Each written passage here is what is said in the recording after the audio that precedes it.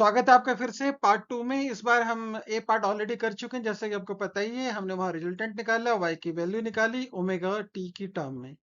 तो आप उस पार्ट को अलग से देख लेना पार्ट ए में। इस बार हम बात जो करने वाले हैं, बात करने वाले हैं बी पार्ट की, जहाँ पे हम इंटेंसिटी डिस्ट्रीब्यूशन को समझेंगे। और उसको समझने के लिए, क्योंकि क्वेश्चन मैं पीछे से ही यूज करता हुआ आ रहा हूँ, जस्ट आफ्टर इंटरमिशन है, तो जस्ट आप पिछली वीडियो देख के आना, तो आपको ज्यादा बेटर समझ में आएगा। तो इस बार जो हम बात कर रहे हैं, अब हम बात कर रहे हैं so part B, intensity distribution. आइए अब पार्ट 2 के बारे में बात करते हैं। मैंने बताया 3a और 3b से आप a और phi की वैल्यू निकाल सकते हैं, राइट। दो वेरिएबल हैं, दो इक्वेशन है, चार पैरामीटर हैं, चार कांस्टेंट अगर आपको नोन है तो आप ये वैल्यू निकाल लेंगे, आपके पास a और phi आ जाएगा। सिंपल अलजेब्रा है। पर बात करनी थी हमें इंटेंसिटी डिस्ट्रीब्यूशन की। तो इंटेंसिटी डिस्ट्रीब्यूशन की अगर मुझे बात करनी है तो आप ध्यान से समझिए। यहां है ईएमटी का रिलेशन 1, जो मैंने शुरू में ही यूज करा। तो अब क्योंकि मेरे पास दो वेव है, एक A1, दूसरा A2 एम्पलीट्यूड होगा, दोनों वेव का रिस्पेक्टिवली, जो हमने बताया Y1 और Y2 के लिए हमने ये मान के चले थे। I1 जो इंटेंसिटी होगी वो A1 स्क्वायर के प्रोपोर्शनल होगी, और I2 जो इंटेंसिटी Y2 वेव की है वो क्या होगी, वो E2 स्क्वायर के प्रोपोर्शनल होगी। और ऐसा हमने इस रिलेशन से निकाला, जिसको कि हमने EMT से लिया था। ठीक है, हमने इसकी बात शुरू में ही कर दी थी, राइट। अब चलते हैं आगे। अब इंटेंसिटी के लिए मुझे फिर करना क्या चाहिए, मुझे इनको स्क्वायर करके ऐड करना चाहिए। अब ध्यान देंगे थोड़ा, कि थोड़ा सा मैथ यहाँ पे छोटा कर दूंगा, पर आपको समझाऊंगा पूरा। Sine square x plus cos square x equal to 1, ये सबको पता है। थीटा कर लीजिए, फाई कर लीजिए, सब कुछ कर सकते हैं आप। तो ज्योमेट्रिक ट्रिग्नोमेट्रिक रिलेशन मैंने इसको नंबर 2 दे दिया, मैं इसका यूज करने वाला है यहाँ पे। तो आपको क्या करना है, आपको इसको स्क्वायर करके ऐड करना है, थ्री इन दोनों को। तो इन दोनों का करिए स्क्वायर, स्क्वेयरिंग करनी है आपको, और क्या करना है फिर एडिंग करना है। ये दोनों काम करिए, प्लस ऐड करिए, कर सकते हैं। तो चलो मैं करता हूँ, मैं आपको बता देता हूँ थोड़ा सा। यहाँ पे रिजल्ट तो मेरे पास सीधा आ जाएगा, और सीधा नहीं करना चाह रहा, मैं आपको समझाना चाह रहा हूँ, तो उसमें मैं बता देता हूँ। जब आप स्क्वायर करेंगे तो यहाँ पे क्या टर्म आ जाएगा, ये सब स्क्वायर हो जाएगा, है ना। तो चलो स्क्वायर तो हो जाएगा, इनकी तो कोई बात नहीं। जब इनका और इनका स्क्वायर चल रहा होगा, इसका और इसका, तो इसका जरा स्क्वायर करें तो क्या आएगा, दो टर्म है ना ये। तो एक टर्म आएगा कोस स्क्वायर, इधर से आएगा टर्म साइन स्क्वायर। आपको पता है sine square cos square five one का ही है।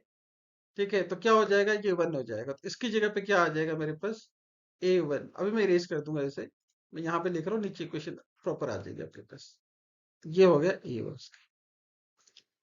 जब दूसरा टर्म करेंगे ए स्क्वायर बी स्क्वायर में, तो इसका स्क्वायर होगा, इधर से इसका स्क्वायर होगा, फिर से फाइव फाइव हो गया, कोस स्क्वायर साइन स्क्वायर 1। तो ये क्या आ जाएगा मेरे पास, A2 आ जाएगा। पर आपको पता है जब A प्लस बी करते हैं तो साथ में एक एक्स्ट्रा टू ए बी की टर्म भी आती है ना, याद होगा ना, एक्स्ट्रा टू ए बी की टर्म। ठीक है, तो जो एक्स्ट्रा टू ए बी की टर्म है उसका क्या करें, तो उस एक्स्ट्रा टू ए बी की टर्म को यहां पे रख ले। तो क्या आएगा, वहां पे 2A1, ठीक है ना, और क्या आएगा A2। ठीक है, साथ में कोस फाई, ये दोनों टर्म ये इसमें आएंगे यहाँ पे, और ऐसे ही साइन वाला टर्म भी एडअप हो जाएगा। तो मैं सी सी लिख देता हूँ, फाइव 1 वाला और फाइव 2 वाला। अब ठीक से टर्म लिख देंगे, इसको क्या करना है यहाँ पे, और ये साइन वाला लिख देते हैं, फाइव 1 वाला और फाइव 2 वाला। ये दो पार्ट हो गए, ये दोनों इस तरह से आने चाहिए, है ना। और इक्वल टू जब करेंगे तो यहाँ पे क्या आएगा, ये फिर से वही पहले वाला हाल, स्क्वायर करेंगे तो इधर से क्या आएगा, a square plus cos square plus sine square, फिर क्या हो गया 1, इसको छोड़ देते हैं। तो इस तरह से रिलेशन बनेगा आपके पास। तो आप इस रिलेशन को इस तरीके से समझ सकते हैं। मैं अभी ये समझाना चाह रहा था, आप इसको देख लेना है, और एक बार मैं रीच करता जाता हूँ, आपको समझ में आ जाएगा सारे टर्म क्या करना। तो कम समझ में आ रहा है, ये बताया मैंने, यही बताया मैंने अभी आपको, यही समझाया है। किस तरीके से आया, आप एक बार अलजेब्रिक करिए, ठीक है, नहीं आ रहा तो जो सी सी लिखा था इसके लिए लिखा था, एस एस लिखा था मैंने इसके लिए लिखा था, ये सी सी वाला टर्म है, ये एस एस वाला टर्म है, और ए स्क्वायर आ गया आपके पास। तो ये क्वेश्चन 5 बन गया। जरा ध्यान से देखिएगा, ये भी तो कोई रिलेशन है, और यहाँ प्लस है, ये ध्यान रखेंगे तो क्या हो जाएगा, माइनस हो जाएगा, राइट। तो ट्रिग्नोमेट्री रिलेशन का मैंने यूज करा है, तो ये कोस, अब मेरा एंगल फाइव टू बड़ा है, फाइव टू माइनस फाइव, उल्टा होता तो अपने आप आ जाता, मैंने पहले भी कहा था, आप फाइव प्लस लीजिए माइनस लीजिए, जो सेट होना होगा अपने आप इक्वेशन के हिसाब से सेट हो जाएगा, ठीक है। तो ये मेरे पास क्या हो गया, एम्पलीट्यूड की वैल्यू आ गई, राइट। तो अगर फाइव टू और फाइव वन पता है, ए वन ए टू आपको पता है, तो आप ए को एस्टिमेट कर सकते हैं। तो आपने क्या करा, आपने एम्पलीट्यूड निकाल दिया। अब यहाँ पर रिलेशन इंटेंसिटी का है, मुझे तो इंटेंसिटी डिस्ट्रीब्यूशन में इंटरेस्ट है, ठीक है ना। ए में इंटरेस्ट तो मैं अब कर चुका हूं, तो नहीं करना चाह रहा ज्यादा। तो इंटेंसिटी इस रिलेशन को यूज करते हुए क्या आ जाएगी मेरे पास, दो रिलेशन इक्वेशन आ गई, स्टैंडर्ड इक्वेशन से, राइट। अब जरा स्टैंडर्ड इक्वेशन को अगर आप समझेंगे तो आपको समझ में आएगा, इस तरीके से नहीं समझ में आएगा, थोड़ा सा ऐसा समझाता हूं कि जब इनकोहेरेंट सोर्स होता है ना, तो उसमें कॉस डेल्टा की वैल्यू जीरो हो जाती है। इसलिए जो दो लाइट अगर ऑन करो तो स्केलर सम हो जाता है, I equal to I one plus I two. ये तब होता है कब, जब इनकोहेरेंट सोर्स हो, जो भी इंटेंसिटी है, किसी की भी इंटेंसिटी है, तो दो लाइटें जलेंगी तो उनका सम अप हो जाना चाहिए। हमें लगता भी यही यही होना चाहिए, दो लाइटें घर में आप जलाओ तो यही होता है, क्योंकि घर में जो आपकी लाइट होती है क्या होती है, इनकोहेरेंट लाइट होती है। इसलिए जब आप दो लाइट ऑन करते हो तो क्या होता है, रोशनी एकदम से बढ़ जाती है, घटती नहीं है कभी, ये ध्यान रखना, ठीक है ना। क्योंकि वो इनकोहेरेंट सोर्स होते हैं, भले ही एक ही बल्ब हो, फिलिप्स के ही बल्ब हो, एक ही वाट के बल्ब हो, उससे फर्क नहीं पड़ता है, इनकोहेरेंट सोर्स है वो, और उसके लिए इंटेंसिटी ऐड अप हो रही है। तो ये ध्यान रखेंगे, जब भी एक बल्ब लगाएंगे और उसकी इंटेंसिटी अगर ऑन हो रही है, दो लाइट, मतलब वो कोहेरेंट है ही नहीं, ठीक है, और हमेशा ही कांस्टेंट ही बनी रही है। तो अब हम बात करते हैं दो कोहेरेंट सोर्सेस की, और वो ऐसे कोहेरेंट सोर्स जिनका एम्पलीट्यूड भी सेम हो। हम जानना चाह रहे हैं परफेक्ट कोहेरेंस की तरफ, कहाँ जा रहे हैं हम, परफेक्ट कोहेरेंस की तरफ जाना चाह रहे हैं। क्यों जाना चाह रहे हैं, उसकी भी वजह अंडरस्टैंडिंग है उसकी भी। तो हमने इसको आई नोट मान लिया, कोई दिक्कत नहीं है। जब आई नोट मानोगे तो आप इक्वेशन भी इंसर्ट करोगे। अब जब इक्वेशन को इंसर्ट करोगे, डाल दो इक्वेशन 8 में। तो इक्वेशन 8 में जब आप डालोगे, इक्वेशन 8 सॉरी इक्वेशन 7 में, तो मैं 7 को ही रिप्लेस कर रहा हूँ यहाँ पे, देखिए सिर्फ इक्वेशन 7 को ही रीयूज करा है मैंने, और इसको I naught I one I two की जगह पे डाल दिया। तो इसको थोड़ा सा समअप करेंगे तो ये इस तरीके से ही होगा। हाँ, लगता है शायद आपके लिए मुश्किल हो जाएगा, थोड़ा सा मैं समझा देता हूँ, हो सकता है।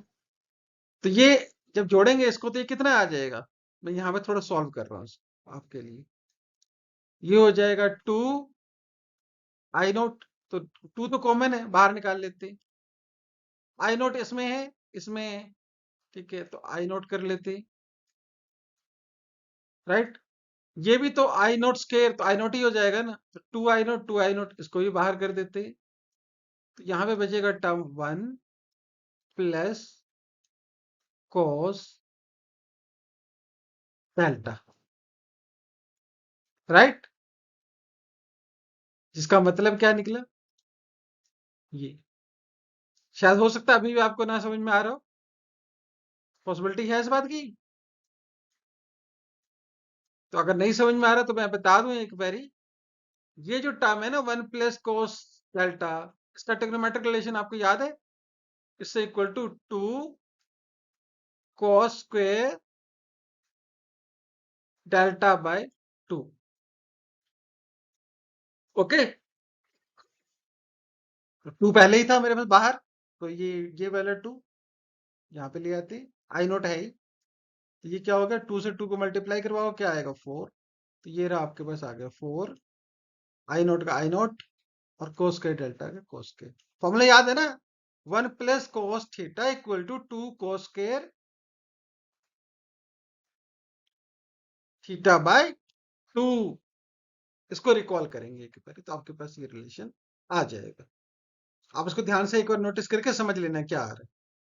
ठीक है, तो चलिए मुझे इसको थोड़ा सा इरेज कर लेने चाहिए मैथमेटिकल टर्म्स, थोड़ा सा बस क्लैरिफिकेशन के लिए मैं आपको सारा बता देता हूँ, उतनी जरूरत नहीं है, आप डायरेक्ट चाहे तो लिख सकते हैं। जस्ट बता दीजिए कि मैंने ट्रिग्नोमेट्रिक रिलेशन का यूज करा है। राइट, तो मेरे पास ये आ गया। अब अगर मैं डेल्टा को यहाँ पे 0 कर दूं तो cos 0 क्या होता है? 1, तो स्क्वायर भी हो जाएगा 1, तो i इक्वल टू हो जाएगा 4i0, जो कि ज्यादा है 2i0 से।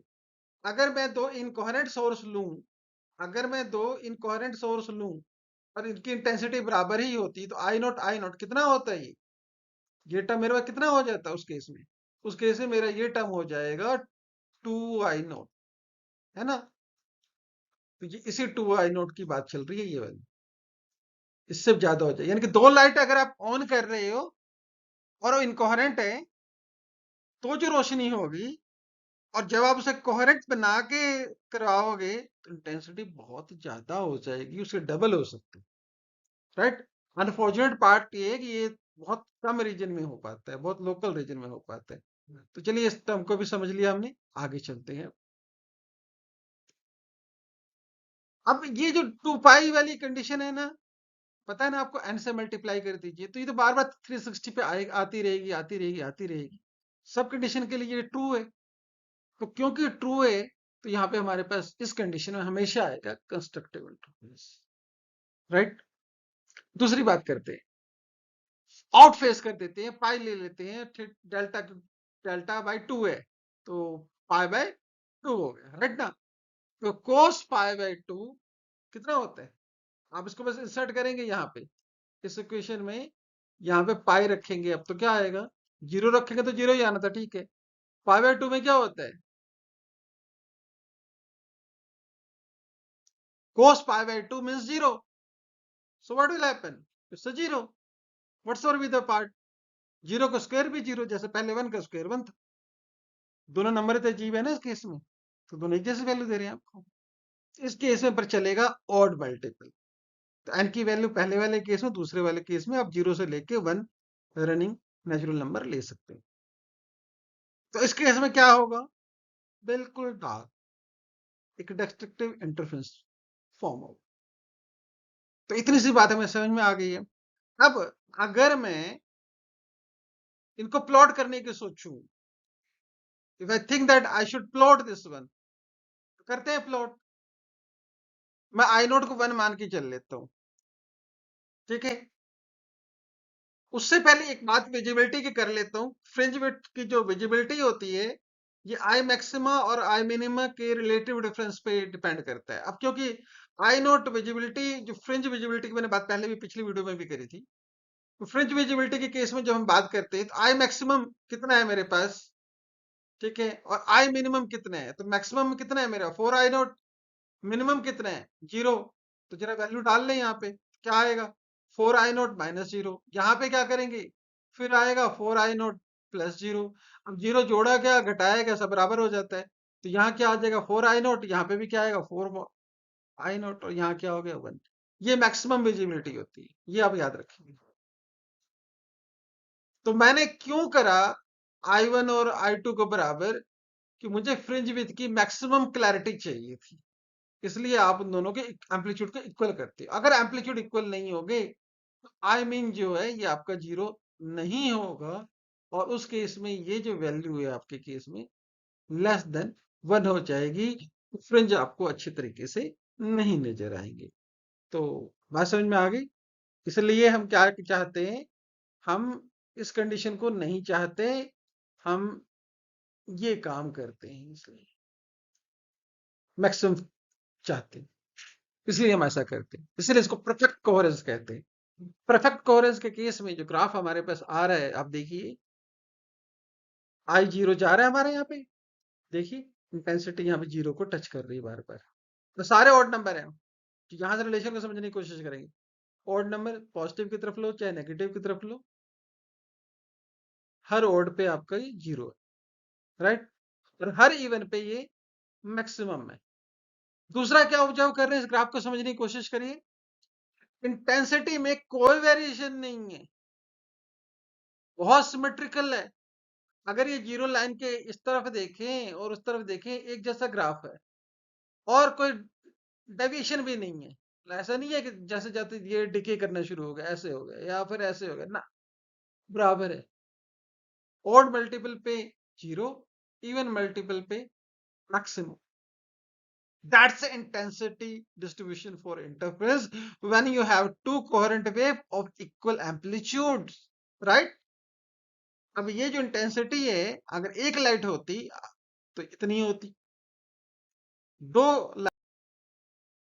है methods of production of interference. पहले मेथड्स के बारे में जानेंगे, थोड़ा डिटेल में बताऊंगा। ये हो सकता है कि टिपिकल बोर्ड एग्जाम के लिए तो नहीं, बट हाँ, एंट्रेंस एग्जाम आईआईटी जेई के लिए या फिर जैम के लिए और हायर स्टडीज यानी कि बीटेक और बीएससी के लिए ये इंपॉर्टेंट टर्म है कि कैसे इंटरफेरेंस को प्रोड्यूस करते हैं, उसके मेथड्स कौन से हैं। तो अगली वीडियो में हम इन सब के बारे में डिटेल से जानेंगे। तो ये वीडियो हमारा 2 पार्ट में था, तो आप इसको बड़े ध्यान से समझेंगे, राइट? सो मिलते हैं फिर next time. Enjoy these 2 parts. Thanks for the learning with वाइजस। मिलते हैं फिर से।